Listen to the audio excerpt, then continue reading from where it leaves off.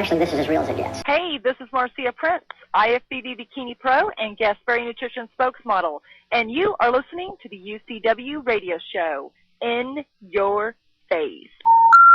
The number you have reached, 911, has been changed to a non-published number. You're listening to UCW Radio. In Your Face. All right, welcome to the UCW radio show, and today we're going down the road of wrestling, pro wrestling. We have a special guest. He comes from a serious lineage of pro wrestlers. His father, Cowboy Bill Watts, he actually was one of the founding fathers of professional wrestling in the United States, and the rich history that they have and the stories that are out there. I can't fit everything into one interview, but we're going to have a former quarterback for the Louisville Cardinals, and he was also with WCW. He was with the WWE. He was with ECW and a whole host of other wrestling organizations. We have Erik Watts on hold. Actually, we're going to bring him on the show again. You know, Erik has a lot to say about a lot of things, so we're probably not going to fit it into one show. We'll probably have a couple of shows on it because it's a lot more than hey, how did you get here, and what did you do, and so on and so forth. You know, his history and his story is not secret, so we're not going to get into the canned questions and whatnot, but we are going to basically just let him, give him the floor to speak about what he wants to speak about. I'm sure it's going to be interesting, so hang tight, and without further ado, let's bring on the man himself, Erik Watts. All right, Erik, welcome to the UCW radio show. How are you? Doing awesome, my brother. How about you?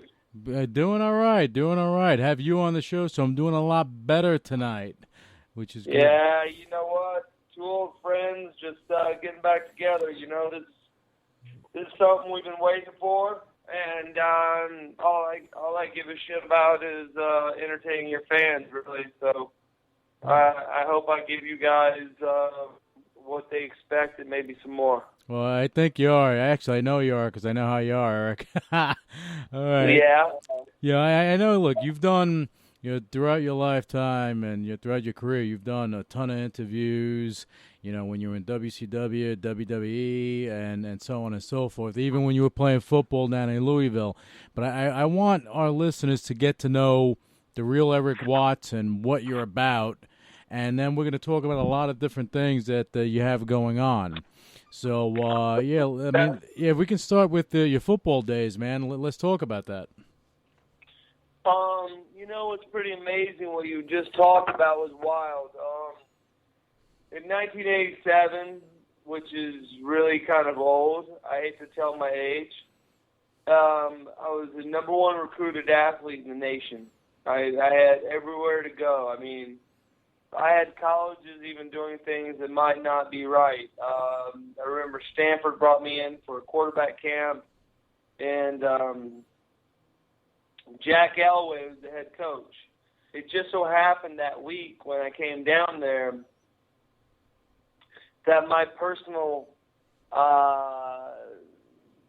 guy that showed me around campus and worked with me was a guy that some people may know, may not know, but this no-name guy named John Elway was my guide, and we did workouts every morning, every night, and I could never give Jack Elway nor John Elway enough credit. Academically, I had perfect scores, valedictorian. At a certain time in my life, I even thought about just blowing off the NCAA and going to an Ivy League. I had Cornell and Brown and Harvard and Yale and all those coming at me, and I was stuck because I really wanted to be a lawyer.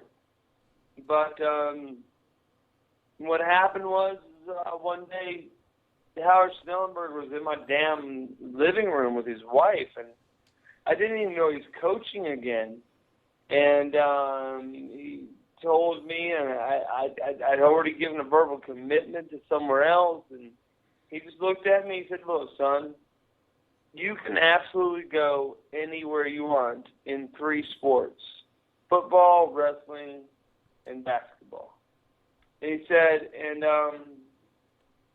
I'm offering you to do not what let's not do what you think you want to do. You know, it's too easy. You go to Oklahoma, you go to these places, and you're going to walk in tradition. You're going to leave with 10 bull rings and watches, and you're going to be like glorified. And what I'm promising you is no bull rings, no watches. I'm going to take you, and I'm going to introduce you, and we're going to take you, and we're going to build tradition. So do you want to walk in tradition? Your father played at Oklahoma. Or do you want to create a tradition? And I was kind of one of those wild guys, and I said, no, that's what I want to do. I want to create a tradition. When I got there, it was funny. Howard Snellenberg asked me to forego all my summer bowls. I had the All-State, All-Star, All-American. I had the Oklahoma-Texas game, All-City. I did not play in one of them. I went immediately there to start learning the playbook. And to this day, that's one thing I do regret. I wish I would have played those games, but that's okay. And I went there, and it was funny because, I come in the summer. And the summer's not when all your brightest guys are there, right? Yeah, that's what they say. For a reason. And I remember, about 18 guys smoking weed, hanging out, and I'll tell you, all the fanfare and all the shit had dropped. I went from being like, a god to nothing. But everyone heard of me and everyone knew what I was about. I became very close friends with a few people in that short period of time. 1 second, please. In that short period of time, there was a few people that, challenged me football-wise, and which was odd. So, being the way I was raised, I had to beat up a few people. Mm-hmm. And some stars. There's some actually Pro Football Hall of Famers that I had to beat up, and not that I wanted to, but they pushed me. Mm-hmm. But needless to say, we took a team that was in the top 10 worst teams in the nation, and when all was said and done, I can't remember. We beat Bama, and I can't remember whether we ended like 7th or 8th or 9th in the nation. Mm-hmm. But to come from, when I got there, we were in the 10 top worst team by Playboy. That's pretty bad. And then to leave knowing that we're in the top 10, 15 teams in the nation, that was amazing. Right. August 15th of 2010, my bull ring was stolen. And it's got a lot of significance because Schnellenberger was a hard ass and believed that only champions wore gold. Yeah, we won the champion game, but we weren't number one. Bama the next year won number one. So we actually have like silver class rings. And I think in the future, when I die and the kids have them, it'll probably be one of the more expensive rings based on what happened. no one else had this. I mean, Bama, they lost, and they had rings as big as my head. So it's kind of cool. The casts were broken, so you couldn't have another one made. I got on Facebook and reached out to my fans and said, about 2 weeks ago, said I lost it. Is there anyone that could help me out? Within 3 days, someone said, I found your ring. Can I meet you? Really? So, yeah. So whoever stole my ring rented an Enterprise car. They left it in there. There was a guy from Louisville that said, hey, I'm a big fan of Erik Watts in Louisville. I'll find him. The last year and a half, they're trying to find me. And as of about 5 days ago, I met the daughter and got my bull ring back, which means a lot to me, but it's about giving it to my son. Yeah. So it's a really wild experience. Yeah. Had my dad and Schoenberger not been so at each other's throats, I would start 4 years. I would have probably got the Heisman Trophy and by far been one of the number one drafted. But you got to look back at it and go, okay, so what? Then I ended up in pro wrestling, and I did the best I could. And to this day, I really think that I entertain people. Vince Russo gave me the mic and blew people away. ECW gave me the mic and I blew people away. I still think to this day I have a lot to offer, but no one's really interested, and that's okay. No, I wouldn't say that no one's interested. I think that, you kind of pulled out of the spotlight. Well, I did just because I wasn't going to fight all the bullshit. Erik does this, Erik does that. Erik doesn't do shit. I mean, I can go stand with the best, interview and out-interview the best. And I can perform. And I would love to. I'd love to be at WWE right now. I'd love to have a speaking job there, color commentary right now. Plus, I have a million storylines that people would go after. But I just don't know the right person anymore. I can't even get a call back anymore. No, and especially that's okay. Especially when you lost your phone. Yeah, but you know what? Either way, they're not chasing me down, and that's cool. But I have a lot to offer them, and that would make big money for them. But whatever stereotype they have of me, they have, and so I guess I'm gonna be another one of those guys that could have done something big, but won't because someone in the upper office doesn't like me. That's okay. No tears. I just wish that I could do something because I got some really good shit for them. Well, I think that when all the consolidation happened in that industry, so to speak, a lot of people fell by the wayside. People that were in WCW, they fell by the wayside. And some people made it, some people didn't. And then when the ECW thing happened again, some people made it, some people didn't. And, and that's the way things went. I don't think that anyone has a gripe. I think it's business. And I think in your heart that's what it is too. Yeah, well, maybe. There's a lot to it, man. I think there's a lot of petty shit. And I'll tell you this: it's always been this way. People find people dangerous. They're like, man, Erik knows this or Erik knows that, and Erik's saying take this shit and Erik can make this famous, but you know what? I might not be included.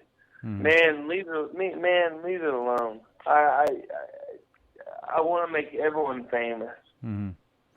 I can promise you this: I don't watch wrestling that often. I have 3 or 4 ideas right now that within the next year could put $5 to $10 million in Vince's pocket. Period.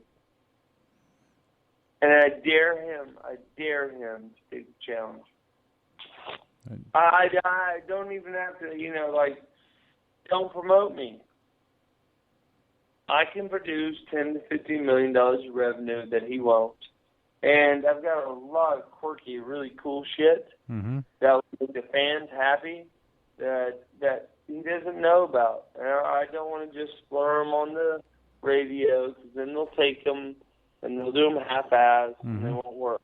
Oh, I got some really cool shit for them. No, well, we're not going to talk about it as far as what you have, because I think you should keep that to yourself until another time. Yeah, bro. Ah. And along with that, they want my history of my dad's stuff, and it's a no-brainer. No. Bring me on. Let me do what I do. Let me do some commentating.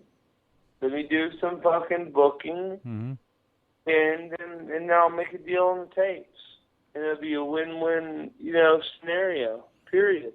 I mean, years ago, they did, a lot of years ago, I know that they had issues with Hellwig and, the Ultimate Warrior and that whole deal, and they made deals with him and brought him back so they can, utilize it and produce revenue, but they got bit from that guy.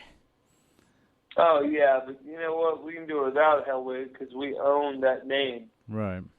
There's so much to be done, my friend, that I think if Vince hung out with me, he'd say, okay, you're a wild bastard. You're just like me. I'm gonna take off his shackles and we'll kill it. I really believe. I hope the people that hear you can call some of the other people and make this happen. I don't want to wait another year, 2 years where I never wrestle again. I want this now so that I know that I can wrestle another 5 years. I can commentate. I really think that I could wow this shit big time. And I can't say that, okay, messing with my dad, messing with this guy, messing with God, I could name so many people that molded me. I just have the way of making shit happen. I mean, ask Dusty Rhodes, ask some other people. Yeah. And maybe it's your interview that may hear it, but man, bring me on, and we'd be at peace. I promise you, I could make some major things happen for them. Well, but things, Eric, I remember when they ran this angle back in the mid-'90s, and actually even if they ran it today, it would still, and they tried doing it a few years ago, and they did do it. It became successful, but they did it with the Hart family. Okay, you're using the name and using the people, and they got such, forget about it. The pop on that, that announcement was out of control. And and you guys are in that realm too. No, yeah, dude, I really have so much to give them. I just pray they'll let me give it to them, but I don't know if they will. And if not, no big deal. I'm at peace to let it go. But man, I'm telling you, my friend, what kills me is that I know that there's about 5 or 10 million people that would be entertained to death of what I've got. I just need Vince. I need Vince to sit me down, no one else, and talk to me, and just make it happen. I mean, really. That's all I need, brother. Well, if you can make that happen, it'd be great. Well, that's why coming on the show, gives you that platform to speak your mind, and the way I see it, Vince McMahon is a businessman. Okay, even though people may say this and that, and people behind the scenes know a lot of things, but at the end of the day, it comes down to what makes sense and what can make money. Okay, and if you have something to offer that's going to make him money and make the company money, and it is a publicly traded entity, I would venture to guess that he would be open to at least hearing it. Well, then help me out. I've got 3 or 4 things right now that can make him 15, 20 million plus. Oh no! I know it. My dad that does not like to give me any props at all. He'd rather piss on me than say I did good. Even my dad goes, God, you've always been ahead of time. Always been ahead of time. And your father, he should know, because he was one of the pioneers in pro wrestling way back when. No, and I got it from him. I promise you, my friend, I've got it. I've got it. We could have fun. And it's not about me being, on a pedestal. Mm-hmm. I just get, I get happy about just knowing my fans, not my fans, wrestling fans, be so jacked and entertained. That's what the true, ecstasy factor is. Mm-hmm. Knowing that our fans are just like tricked and bewildered and just don't know where it's coming from, bro. Well, they get engulfed in a storyline, and that's what you want. Sure. Yeah. And I've got so many tricks and stuff that will still make them happy, man. So it is what it is. See what you can do. I'd like to do something, but it needs to be in the next 2 months. I've got work. I'm making good money. I'm making 6 figures. I can stay there. Yeah, but my heart's not there, bro. No, I mean you have things. You have unfinished business. That's what it comes down to. Yeah, my heart's in wrestling. Yeah. And I wish Vince would say, okay, you're my right-hand man. And he has several. Mm-hmm. But, Eric, okay, I love you. Let's do this. I promise you I can make him even more famous than he is today. That's it. No, I mean, I think that, as I said, when it comes down to business, he's a businessman. And whether it be him or, one of his top team, if they know that money can be made from an idea that you're bringing to the table, I would, again, venture to think that they would be open to speaking with you. So, yeah, but they don't. They don't. Oh, well, they don't, my friend. Well, let's hope that changes soon. Right. We have to hope that changes soon, because I think just look with your background, your knowledge, your lineage, you have a lot to offer. No, it's here. Just give me some help. Give me some help. Let's make this happen. Well, then we're gonna try to do that, Eric. You're a good friend, so we have to get that word out there. Now let me ask you this. Now, do you think when the other organizations started merging and whatnot, do you think that kind of narrowed your opportunities? Nothing narrowed my opportunities other than the top guys. Ace, Vince, his cronies wanted to say whatever about me, and they're wrong. But Johnny Ace, I'll respect to the day I die. He gave me a shot in Japan, and I believe he truly cares. The day that I find out that Johnny doesn't care and that it was a facade will be the day that Johnny, well, I can't say it. Well, let's just say that he cares. How do you like that? Let's say he cares. Let's stick with that. He cares. Yeah. But let's also say if he doesn't care and he played me, then but we don't see that happening. We don't see that happening, Eric. I don't know. Yeah. I don't know. Yeah, it says you have to have faith. You have to have faith. You know that. No, I have faith. Yeah. Faith is good. Yeah. But reality is good too. Yeah. I mean, Johnny was a guy that built me up and was ready to put me on the top in Japan. And then, through my friends, there was an opening at WCW. He took it, and then he went to WWE. And tell you the truth, he told me how great I was. And Johnny's never, ever given me a call to help me out. Well, sometimes when you move on, it's hard to bring somebody to you or with you, because.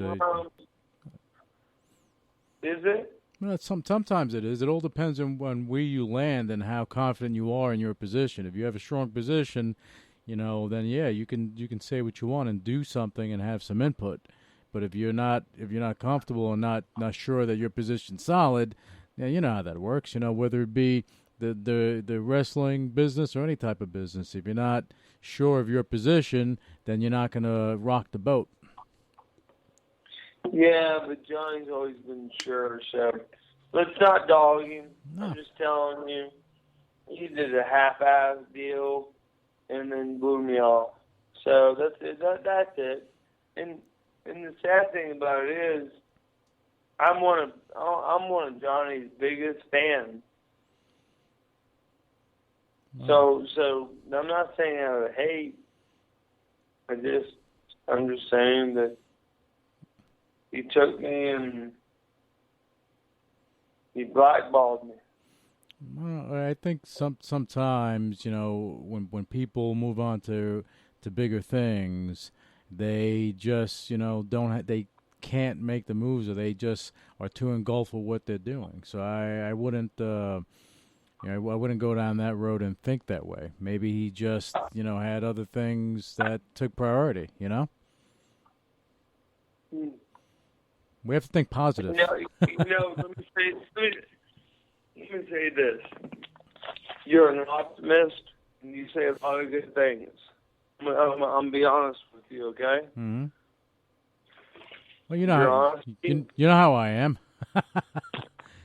The glass half full, brother. Glass half full. Right. Well, but guess what? When you're in the trench and you know what's going on, the glass is not half full. Mm-hmm. It's reality. So let me say it again. I believe in Johnny. I've always cared about Johnny. And Johnny helped me in Japan. He was going to bring me back. He was going to put me on top. Then I told him I don't think that's where he needs to be. He made the move. And once he made the move, he lost my number. Mm. Okay? So, put what spin you want on it. But Johnny Ace, to this day, is always going to be near to me. What he did was bullshit, and so I'll deal with that. But me and Johnny are a lot alike, man. You don't know how many times I was in dojos and afterwards, and me and him ate and hung out, and he told me secrets. He knows the secret stood by me, mm-hmm. And yet he has no time for me. Mm-hmm. So what do you say? It's all right. Yeah, I mean, I don't have too much to say about it, because I wasn't there. But again, I just try to look at the positive end of stuff, because you never know until you know. Okay, well, let me say this, because of the way I am. Mm-hmm. I just said how it was, so guess what? You need no research. That's the way it was. Then that's the way it was. Yeah, period. So, and if I felt like I was maybe missing something, mm-hmm. I would tell you out of respect for you. Right. I'd say, hey man, this is what happened. I'm not sure. What do you think? That's not this situation. Right.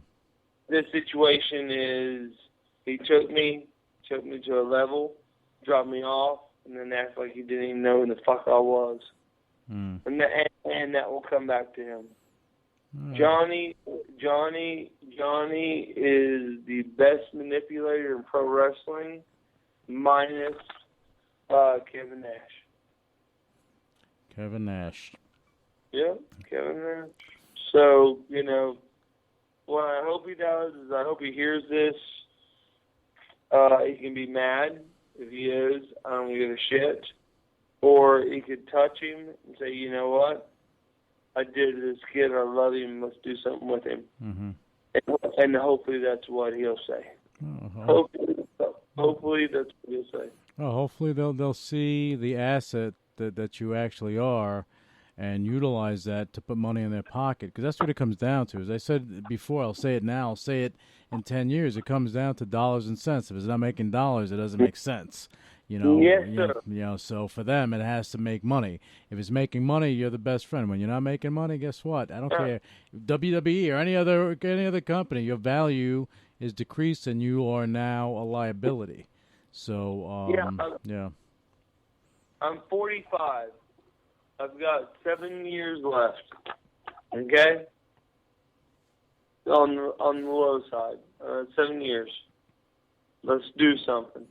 Okay. That's how it is. Oh, now it's time to get stuff done. I mean, if people that our listeners, look into, like your father and his organization, you can look at Universal Wrestling Archives. You can look at all the videos that that you guys had over there. You had every major star in that region. I have it. But your dad had all, Cowboy Bill Watts had all the major stars in that region, because back then wrestling was in little in sectors. Not anymore, but back then it was. No, and what he has, I own. The territories. Yeah, no, I own. So we want to do the best, man. So let's not make this the last interview. Let's make this one of many. Of course. And let's try to get some shit going, man. If we can, we can. If we can't, we can't. No, we're going to try to get some stuff done. I think you've got many, many, many ties. You have many strings. Let's try to put it together. All we can do is try, my man. That's all we can do. Go ahead. And when it happens, guess what? I won't forget you. You'll be blessed with what you did. Well, I think I think more importantly, if something happens, then it'll fulfill your mission, and that's what it's all about. For you to get to where you need to be. Which in turn does what? Fulfills the fans. And when it comes down to it, all my dad said that matters is the fans. Yeah, without the fans, what do you have? You have an empty arena and bills. Yes, sir. You gotta pay for all that stuff. Ring, this, that, security. Right. So you know what? I got full of so much shit. I quit doing interviews. But when your interview came across, I said, done. We're going to do it. So let me say this. Mm-hmm. The next month, I'll work with you very hard. Probably no one else, maybe a few small ones. And please, let's try to make this happen, man. I got so much good shit in my mind. I can make so many good things. If Vince would hug up on me and say, man, this is my dude, I will freak his mind out. I got so much new shit that I'll blow his mind. No, then... And Vince then would thank me. If I go in there and I fall on my face, Vince will go, okay, you weren't shit. I'll take that. I'll go on. I'll be gone. No. But I need a meeting with Vince. I need a meeting with Vince now, mm-hmm. and I can do some good stuff for all of us. I promise. I think you and I have to have a separate conversation. But moving forward, what I want to do, for people that are hearing the show now, I want them to have a really good idea of the type of talent that was coming out of that territory. You know, I mean, they can go to UniversalWrestlingArchives.com and see all the old footage and everything that you have on there. But why don't you throw a couple of names so that they can get a little excited? You know, you got me by surprise, but what do you need? I mean, good God, Junkyard Dog,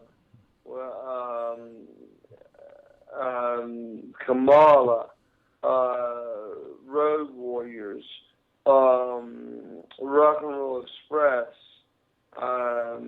Barbarian, Andre the Giant, the Midgets, Sons Vince commentating on some of them, Ric Flair,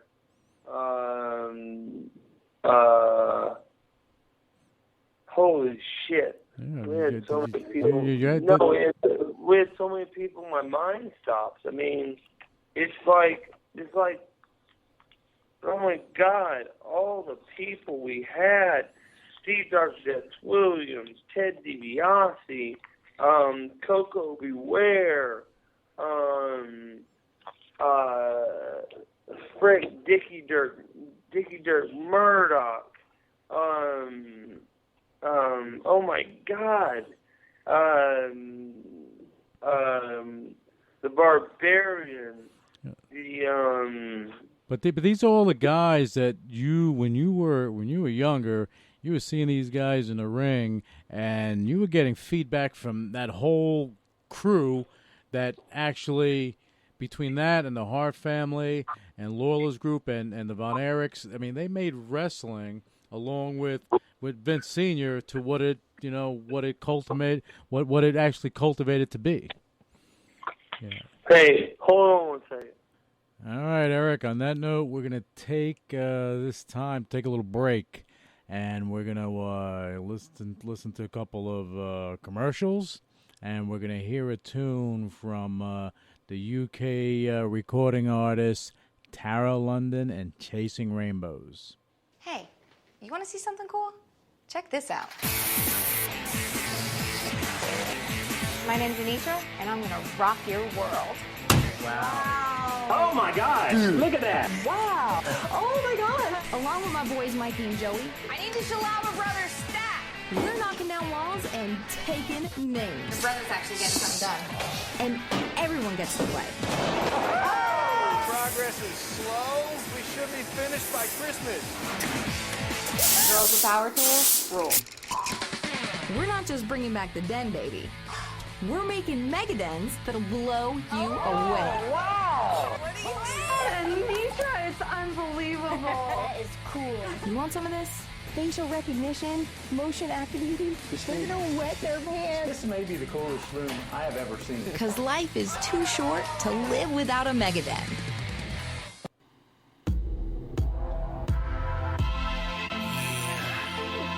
You know, sometimes, man, we get so wrapped up in our busy to notice what's going on around us, what's going on in our world, in our communities, in our own backyards.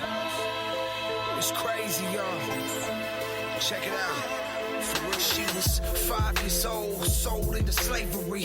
Her mother gave her up and traded in to make a fee. And she was forced to service up to 30 men a day. And when I see the world, I'm seeing is my daughter's face. Could it be that we so busy that we pass it by and never stop to take a look up in a child's eyes? The hopelessness and brokenness, shedding tears as I thought about and wrote to this. Man, but is there hope for this? It's all around the world. It's estimated 27 million boys and girls. Lord, I don't want to be the Pharisee and Luke 10. Just passing by, help me be like the Samaritan. I want to care for them, lift them up, extend a hand, and let them know about you, Lord, and how you got a plan. And let them know about your hope and love, and let them know that there's a way out if they won't give up. Listen, help us, Lord. I don't want to pass and see another child caught in traffic, so I ask and plead. Does anybody hear? Does anybody see? Can anybody help? Can anybody please help us, Lord? I don't want to pass and see another child caught in traffic, so I ask and plead. Does anybody hear? Does anybody see?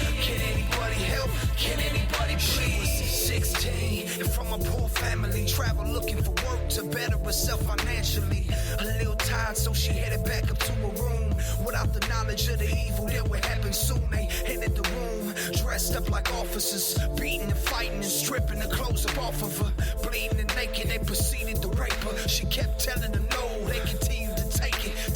And then they snatched her up and took her to a foreign land. And then they made her sell her body to a foreign man. And all the while they gave her drugs to keep her in a trance. She tried to kill herself to take away the pain she had. This is real, it ain't just happening to little girls. It's happening to little boys too around the world. I know it's hard to see so vivid and graphic, but these are the stories of children, it's called a traffic. Help us, Lord, I don't wanna pass and see another child caught in traffic, so I ask and plead. Does anybody hear? Does anybody see? Can anybody help? Can anybody please help us, Lord? I don't wanna pass and see another child caught in traffic, so I ask and plead. Does anybody hear? Does anybody see? Can anybody help? Can anybody please? Now I ain't telling you these stories trying to make you scared. I'm trying to speak to you the facts to make you all aware, so that you maybe care about that girl around the corner. It's happening right here from Florida to California, and we can come together, y'all, and really make a difference if we just open up our eyes and see and ears to listen. Another child missing every second we've been wasting, so we can look the other way or we can stand and face it. Can you hear these screams? Can you hear their cries? Can you see the hurt and pain coming from their eyes? Heart just torn as young as at the age of 4, but now imagine if the one they took away was yours. What can we do? I'm telling you, let's take a stand, and we can let the devil know that these are demands. You need to let him go. You need to let him go. Oh, in the name of Jehovah, you need to let him go. Help us, Lord. I don't want to pass and see another child caught in traffic, so I ask and plead. Does anybody hear? Does anybody see? Can anybody help? Can anybody please help us, Lord? I don't want to pass and see another child caught in traffic, so I ask and plead. Does anybody hear? Does anybody see? Can anybody help? Can anybody please help us, Lord? Help us, Lord. Help us, Lord. Help us, Lord. Don't hesitate. Don't hesitate. Oh, help us, Lord. Help us, Lord. Help us, Lord. Help us, Lord.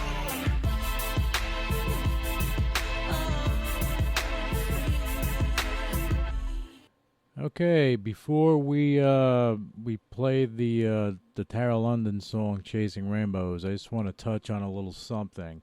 There's an epidemic going on globally, and it involves child trafficking. I'm not going to really get too much into it, but what I'd like you guys to do is to go to loveneverfailsworldcharity.org. They'll give you a whole host of information that you probably don't know about. It's a $1 billion business, and it involves trafficking children into, modern-day slavery.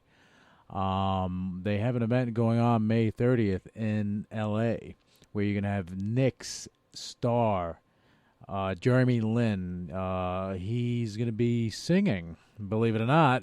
He's going to perform in a musical, and he'll be donating all the proceeds to loveneverfailsworldcharity.org.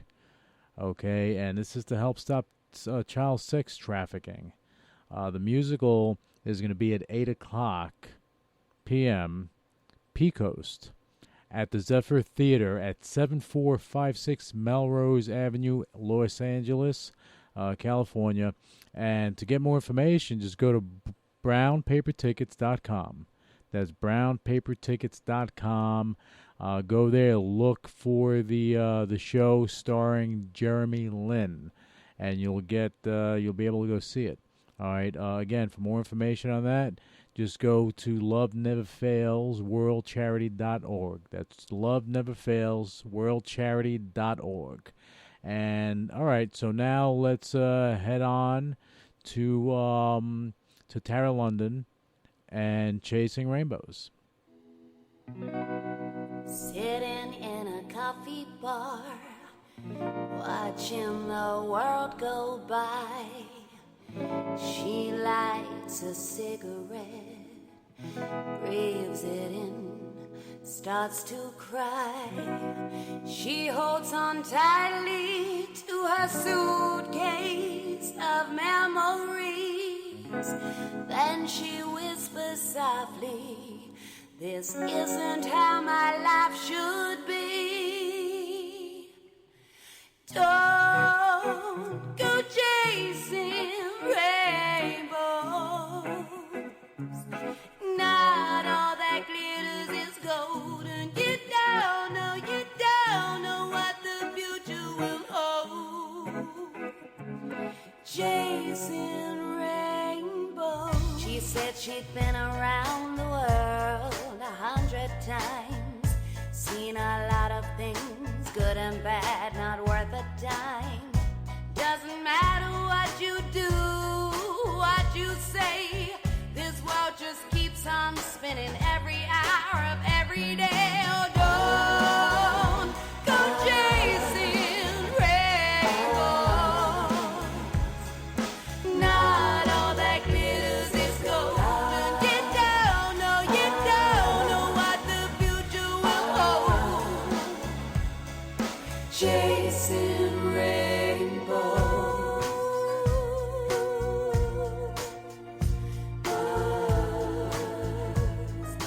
Chasing rainbows.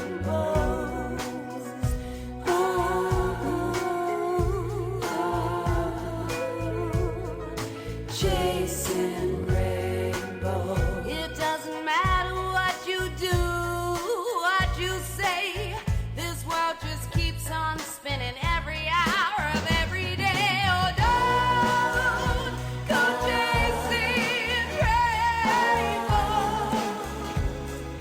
Not all that glitters is gold, and you don't know what the future will hold. Chasing rainbows. Don't go chasing rainbows. Not all that glitters is gold, and you don't know what the future will hold. Chasing rainbows. Oh, Micah. Uh-huh. Yes. Mike, how's it going, Micah? All right. Good. How you doing? Good. All right, We're on the show. We're on the show. We're talking about Universal Wrestling Archives. So it's good that you're able to talk about it, man. Micah, right now, run down 15, 20 people we had on our arsenal. Right now.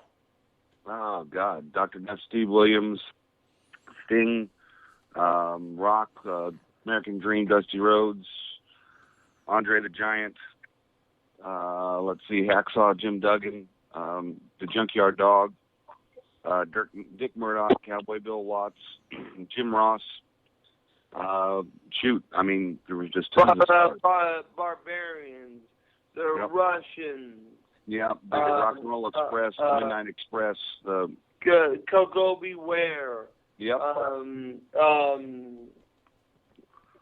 Frickin' Brickhouse Brown and Brickhouse.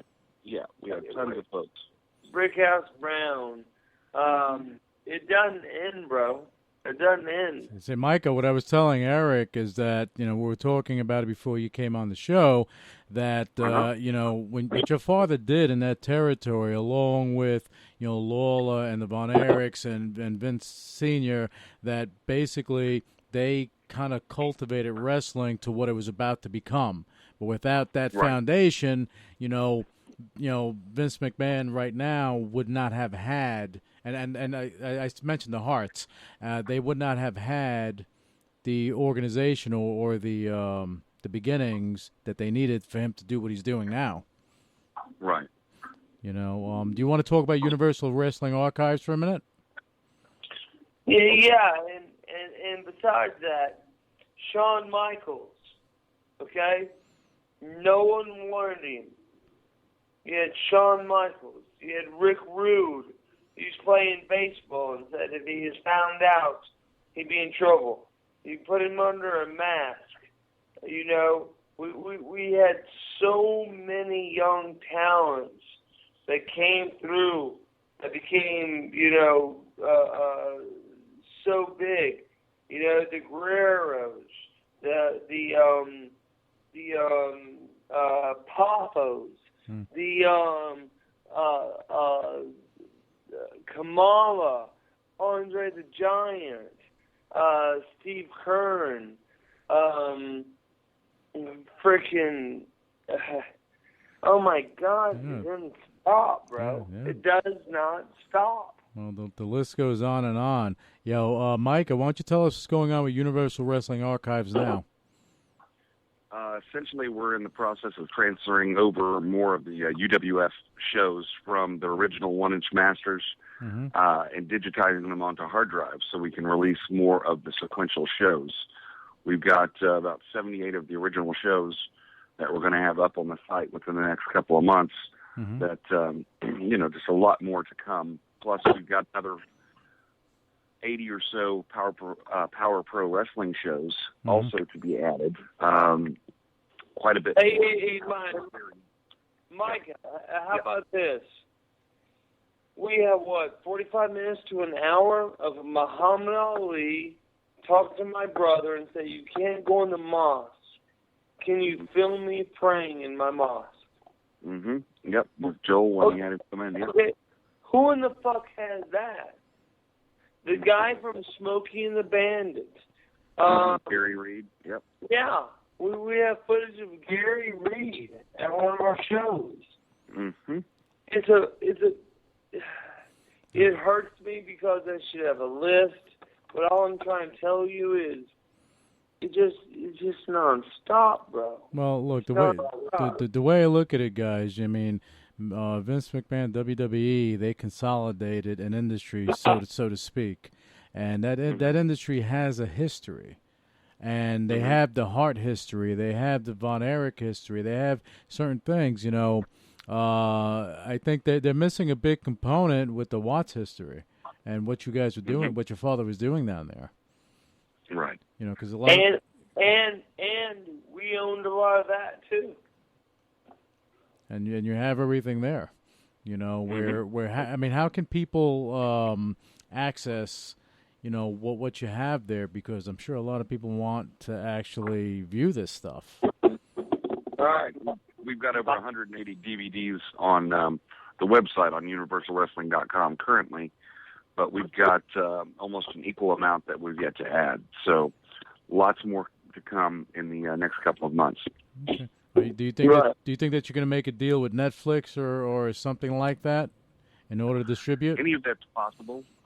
Vince has been talking to us again about trying to buy the library, and of course we prefer to keep it intact and have somebody show the classics, because of the fact that way we know that they would be shown in their entirety instead of bits and pieces there as Vince sees fit. Right. So for that reason, we prefer to, of course, do it ourselves and work with somebody else and put this thing together instead of going the other route. But at any rate, got to just keep on putting this stuff together and putting it out there, and hopefully the right person sees it, and we do so in a larger way on a larger scale.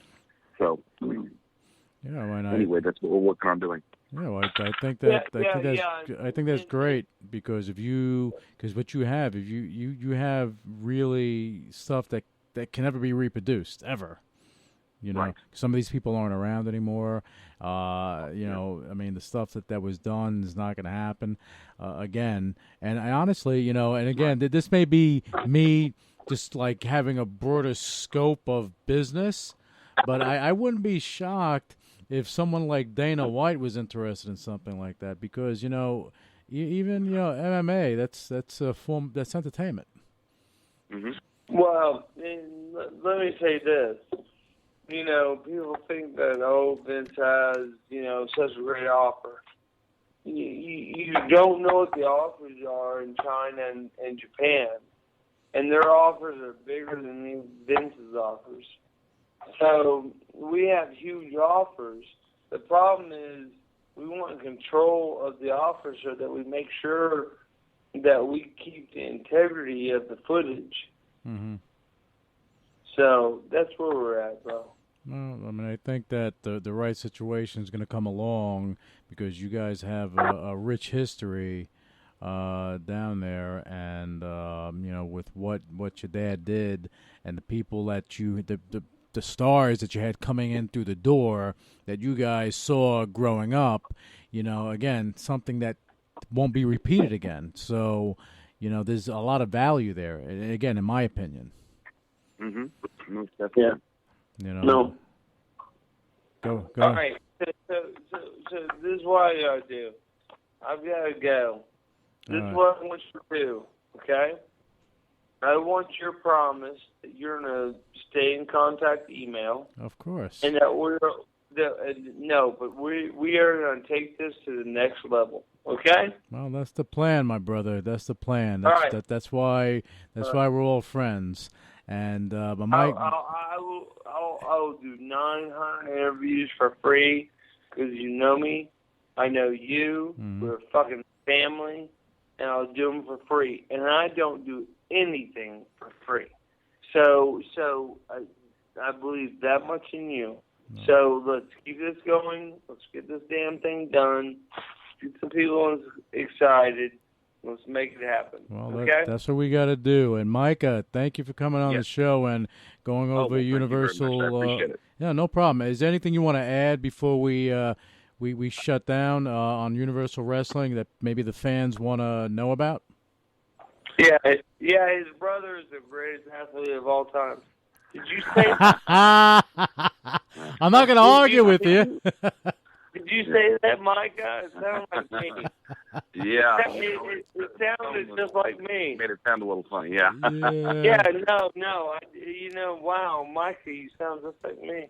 Mm-hmm. Well, I really appreciate it, and hopefully we'll be talking again as we bring more and more things back to the public, since we've got the product that's often imitated but never duplicated. Well, so great stuff. Yeah, well, that's the name of the game. And thanks, guys, for coming on the show. Thank you. And again, for our listeners, you want to find out more about the Universal Wrestling Archives, you go to universalwrestling.com, right, Micah? Absolutely. Okay, universalwrestling.com. Find out about what's going on there. You can find a little bit about Micah and Erik Watts and the whole history with Cowboy Bill Watts and everyone that was on the card and on the roster during that time. But guys, thanks for coming on the show, and I'll be talking to you soon. Lou. Yeah, brother. Let's make this once a month, and then the only other thing I ask is I'm single, and if I can just have half the girls that are in love with you come over to me, then we'll be friends for life. I think they're looking for a Southern gentleman, so you just may be in luck. You're gonna leave me with nothing now. My God, what are you doing? No, just for the hell of it, you've got every girl in the world. You sick bastard. all the girls love you. I don't know about that. I think that they love you. I do. I do. You're styling and profiling. You're looking a lot better than I am. My God. Share the love, you bastard. You're Erik Watts. You are the man, the myth. You know that. You know that. but damn it, share it. Yeah. I love you. Yeah, we got to get you back on TV, my man. We have to get you back in the spotlight. So that's the deal. Right. And help do that. I love you. All right, same here, man. You guys, you take care. We'll have you on soon. Initiating shutdown sequence. What is your major malfunction? So let it be written. So let it be done. Ladies and gentlemen, my mother thanks you, my father thanks you, my sister thanks you, and I thank you.